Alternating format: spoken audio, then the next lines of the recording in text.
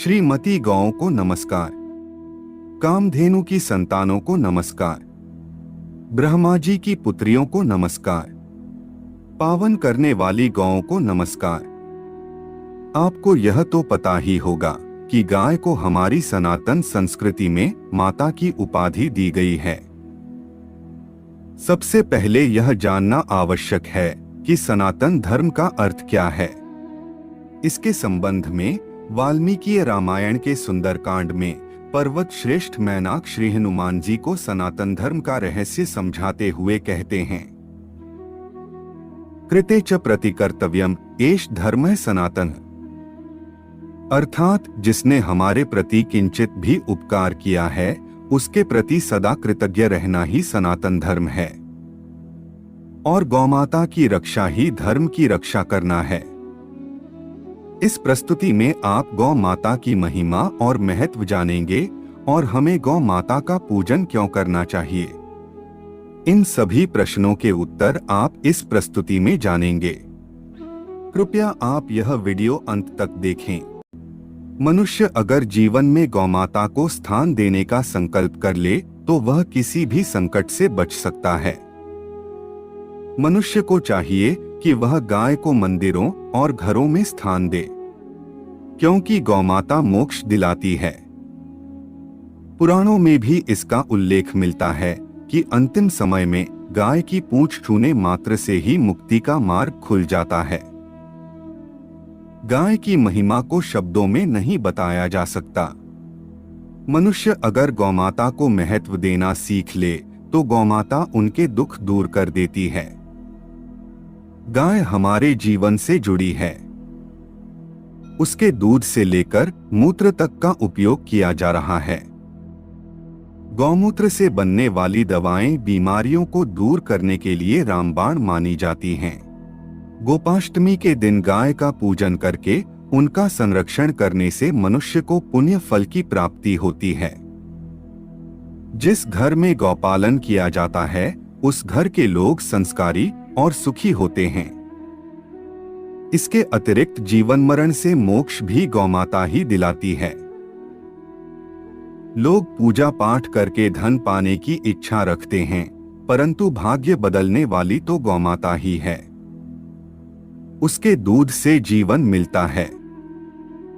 रोज पंचगव्य का सेवन करने वाले पर तो जहर का भी असर नहीं होता और वह सभी व्याधियों से मुक्त रहता है। गाय के दूध में वे सारे तत्व मौजूद हैं जो जीवन के लिए जरूरी हैं। वैज्ञानिक भी मानते हैं कि गाय के दूध में सारे पौष्टिक तत्व मौजूद होते हैं। मीरा विष पीकर भी जीवित बच गई क्योंकि वे पंचगव्य का सेवन करती थीं। लेकिन कृष्ण को पाने के लिए आज लोगों में मीरा जैसी भावना ही नहीं बची। प्रत्येक दिन प्रातःकाल गौदर्शन हो जाए तो समझ लें कि अब दिन शुभ जाएगा, क्योंकि गौमाता में ही सभी देवताओं का वास बताया गया है। गौदर्शन के बाद और किसी के दर्शन की आवश्यकता नहीं रह जाती। लोग अपने लिए आलीशान इमारतें बना रहे हैं। यदि इतना धन कमाने वाले अपनी कमाई का एक हिस्सा भी गौ सेवा और उसकी रक्षा के लिए खर्च करें तो गौमाता उनकी रक्षा करेगी।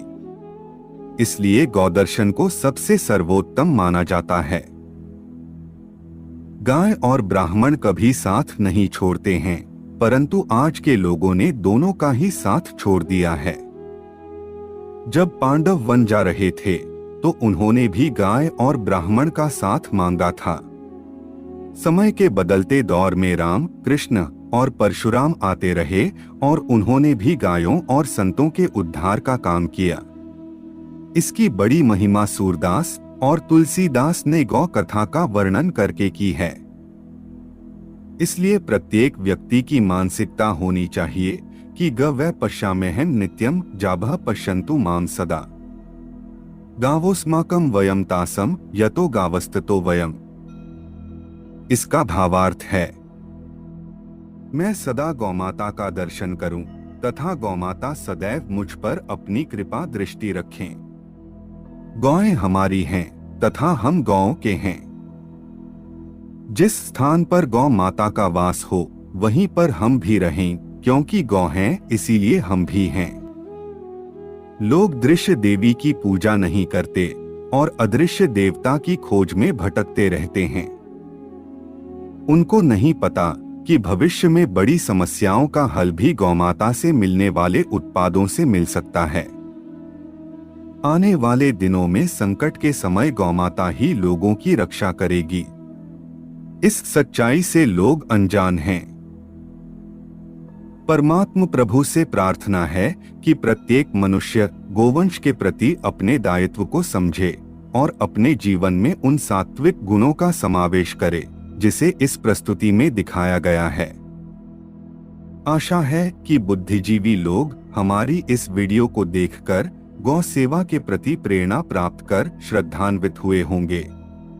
मिलते हैं एक और ज्ञानवर्धक व आध्यात्मिक वीडियो के साथ। तब तक के लिए जय जय श्री राम।